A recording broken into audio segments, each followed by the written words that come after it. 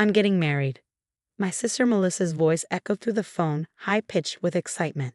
I clutched my coffee mug tighter, forcing enthusiasm into my voice. "That's wonderful. Congratulations. Josh proposed last night at Le Cirque.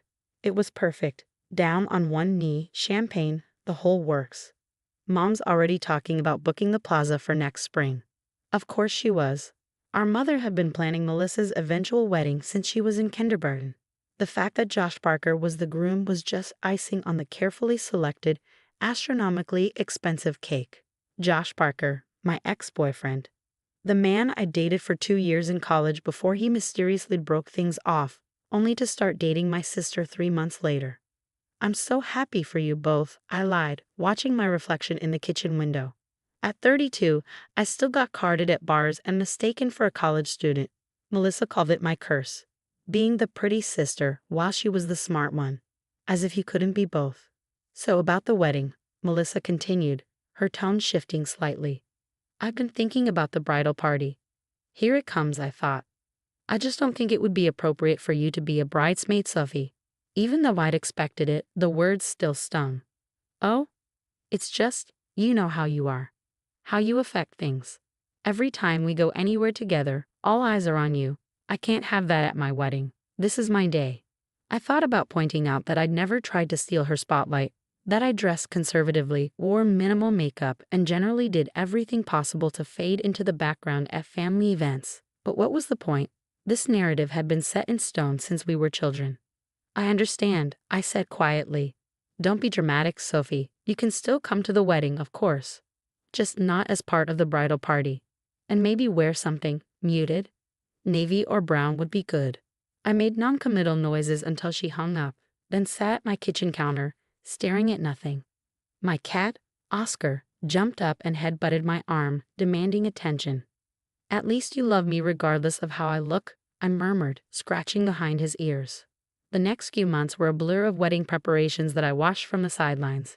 Mom called daily with updates, mostly to tell me what I shouldn't wear or do at the ceremony. "No bright colors," she insisted. "And maybe you could cut your hair.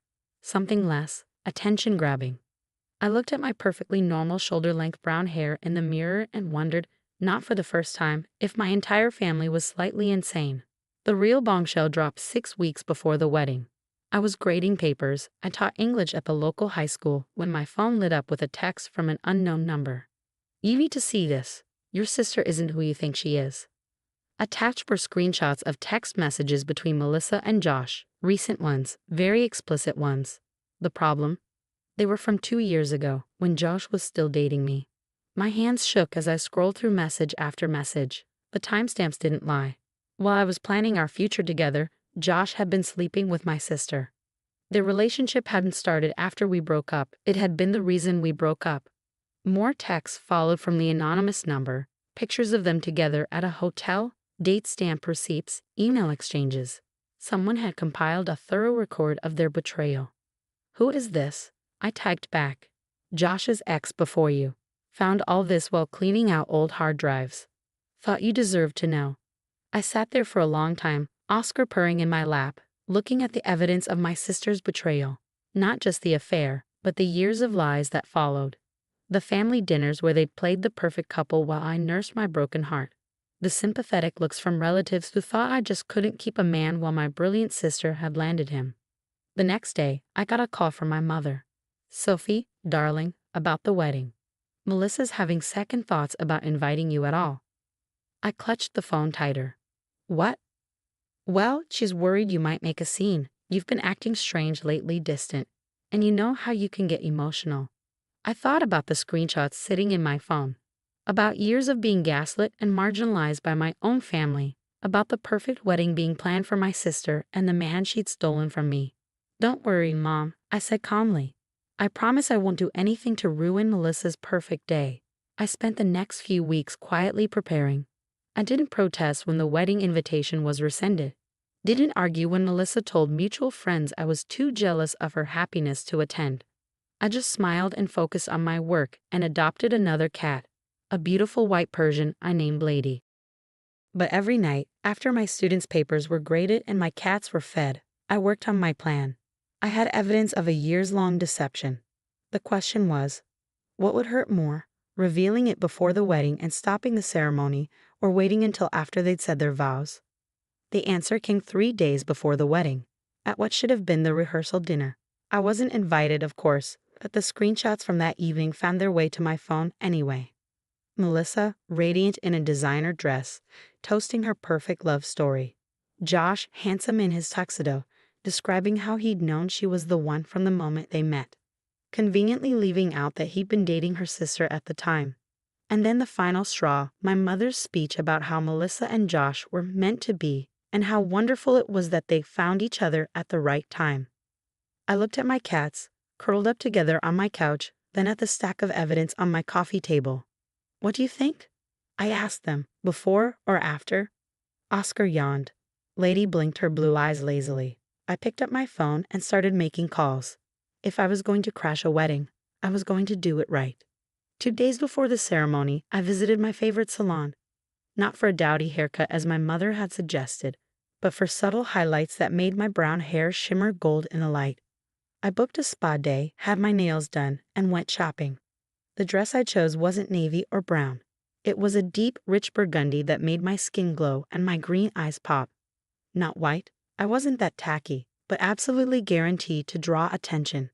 You can't avoid photographs in this, the boutique owner warned me. I smiled, thinking of the photos and screenshots carefully organized on my iPad. That's rather the point. The morning of the wedding dawned clear and bright. I took extra care with my appearance. Elegant makeup that enhanced rather than concealed, hair styled in soft waves. The burgundy dress fitting perfectly. My hands should have been shaking as I drove to the plaza. My heart should have been racing as I walked through the lobby. Instead, I felt oddly calm. Years of being the family scapegoat, the pretty face without a brain, the emotional one who couldn't be trusted not to make a scene. It all led to this moment. I checked my reflection one last time in a gilded mirror. Ready or not, I whispered to myself, here comes the truth. The security guard at the ballroom door started to stop me. My name had been removed from the guest list. But then my mother's personal assistant spotted me. Sophie. Janet's eyes widened at my appearance. You're not supposed to be. I know, I said smoothly, but I have something important to contribute to the ceremony. You might want to find a good seat. She started to protest, but I was already moving past her into the ballroom. Heads turned as I walked down the aisle, whispers following in my wake. I caught a glimpse of my mother's horrified face, of Josh's sudden pallor, of Melissa's fury as she spotted me from the bridal preparation room door. I took a seat in the front row, directly opposite where my parents would sit, and waited. The truth, like my burgundy dress, was about to make quite an entrance. Part 2. The wedding planner tried to approach me twice, no doubt to ask me to leave, but something in my calm demeanor seemed to unsettle her. My mother was frantically whispering with my father near the entrance, shooting worried glances in my direction. I smiled serenely and opened my clutch, checking that my iPad was ready. The string quartet began playing right on schedule. Guests settled into their seats, the excited murmur of conversation filling the ornate ballroom. I could hear snippets of whispered speculation about my presence, about my dress, about what drama might unfold. Josh appeared at the altar, handsome in his tuxedo but noticeably pale. Our eyes met briefly, and I saw the flash of fear cross his face. He knew me well enough to know I wouldn't be here without a reason. The bridesmaids processed in wearing the pale pink dresses Melissa had chosen. I recognized most of them, college friends, cousins, and our youngest sister Amy, who'd been deemed plain enough to be included in the bridal party. Amy caught my eye as she passed, giving me a slight nod. She at least had always seen through Melissa's manipulations. Then the music changed to the bridal march and everyone stood. Melissa appeared in the doorway on our father's arm, resplendent in a custom Vera wine gown that probably cost more than my yearly salary. She looked beautiful, I had to admit, right up until she spotted me and her face contorted with barely concealed rage. I remained seated as she passed, earning more whispers from the crowd. Let them whisper. They'd be doing much more than that soon enough. The ceremony began traditionally enough. The officiant spoke about love and commitment, about honesty and trust. Each word seemed to hang in the air like an accusation. When he reached the familiar "speak now or forever hold your peace" line, I saw my mother tense, probably expecting me to jump up with some emotional outburst. But I waited. This wasn't the moment. Melissa and Josh exchanged their vows. Beautiful, heartfelt promises of faithfulness and devotion that made me want to laugh at the irony. They exchanged rings. They were pronounced husband and wife. It was only after their first kiss as a married couple, as they turned to face their guests with triumphant smiles, that I stood up. "I'd like to offer my congratulations," I said clearly, my voice carrying in the sudden silence. "And I have a special presentation for the happy couple." Before anyone could stop me, I pulled out my iPad and connected it to the ballroom's professional AV system. Courtesy of a very helpful tech I'd befriended during my preparation, the giant screens meant for displaying wedding photos flickered to life. "Sophie, don't you dare," Melissa started, but it was too late. The first screenshot appeared. A text conversation between her and Josh from exactly 3 years ago. The timestamp was clearly visible. "Josh, miss you already. Last night was amazing, Melissa. We have to be careful. Sophie suspects something. Josh, I'll break up with her soon. Just need to find the right moment. Melissa, make it believable. We can't start dating too quickly after." The crowd gasped. I clicked to the next image. Photos of them together at a hotel, dated 2 weeks before Josh broke up with me. Then email exchanges. Hotel receipts.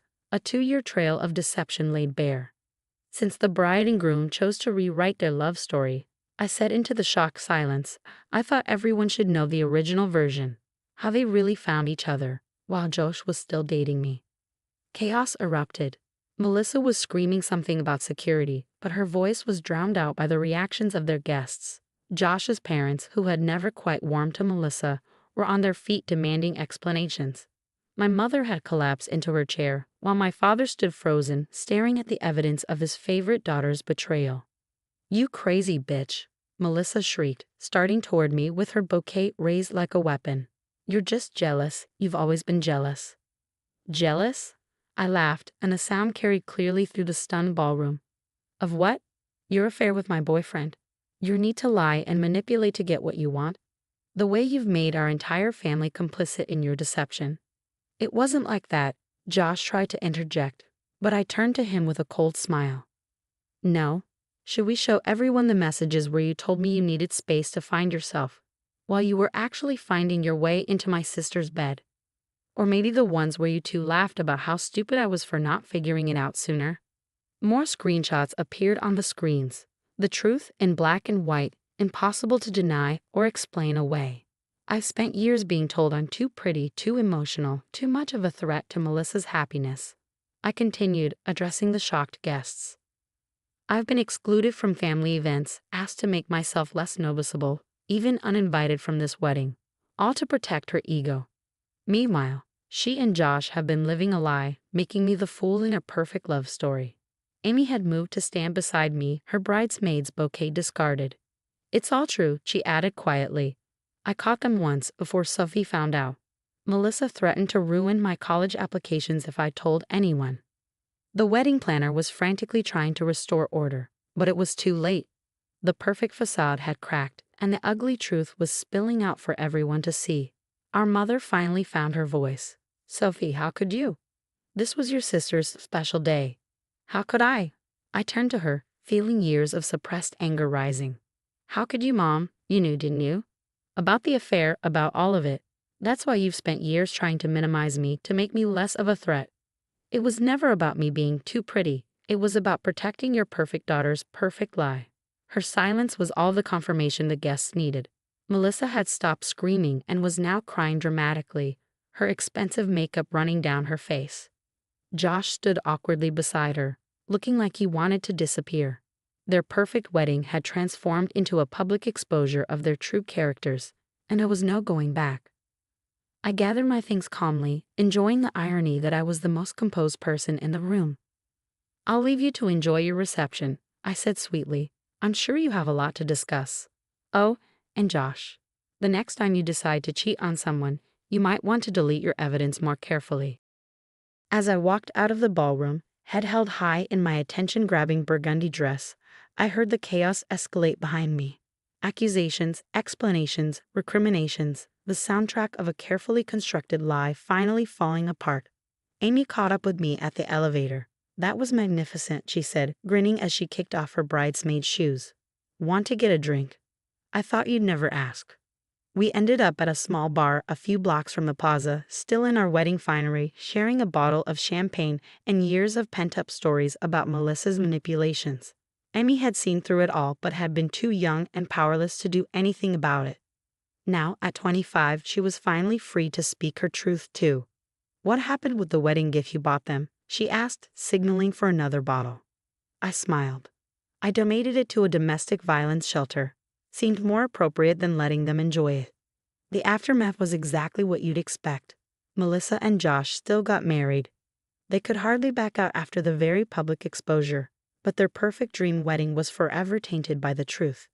Many guests left before the reception, including Josh's parents, who were overheard saying they'd always known something wasn't right about how their son and Melissa got together. My mother didn't speak to me for 6 months, though I couldn't say I missed her attempts to dim my light. My father, surprisingly, reached out after a few weeks. We met for coffee, and he apologized for years of enabling Melissa's behavior. "I always knew you were strong," he said, stirring his coffee absently.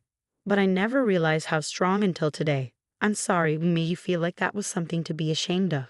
Melissa and Josh moved to Boston shortly after the wedding, unable to face the whispers and changed perceptions in our social circle. Last I heard, she was pregnant with their first child and still telling anyone who would listen that I made everything up out of jealousy. But the screenshots don't lie, and several wedding guests had recorded my presentation. The truth has a way of living on, especially in the digital age. Amy moved in with me temporarily after the wedding, finally breaking free from our mother's manipulative influence. We'd adopted a third cat, a scrappy rescue we named Truth, and started building the kind of honest, supportive relationship sisters should have. As for me, I'm still teaching English, still getting carded at bars, and still refusing to dim my light for anyone. My students sometimes ask why I smile when they're reading The Picture of Dorian Gray or studying themes of appearance versus reality in literature. If they only knew. Last week, I received an invitation to my cousin Kate's wedding. The note attached read, "Please wear whatever you want, the brighter the better." Some of us have learned from Melissa's mistake. I'm thinking of wearing red.